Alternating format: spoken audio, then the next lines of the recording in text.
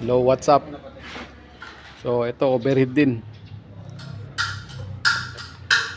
Toyota 2KD. Ayan. Nadagdagan yung mga overhead. So ito, tsaka yung isa nandun. Bale dalawa na. So ito ang problema nito, nag-overheat nung nag-stack up yung water pump nito.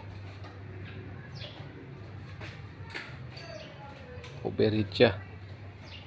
Pinalitan, wala na, sumasabog na yung pressure dito sa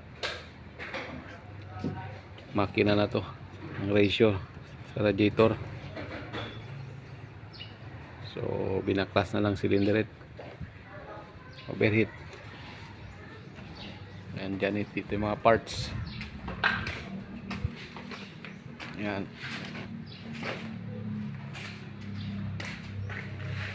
Lilinisan bago i-assemble ulit. Bago ito, overheat din to. So ito wala pang parts. Na-order pa. Yan, pinalinis ko na to. Ayan.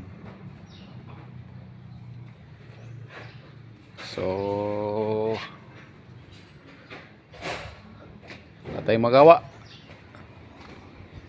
Nasisira talaga yung mga sasakyan.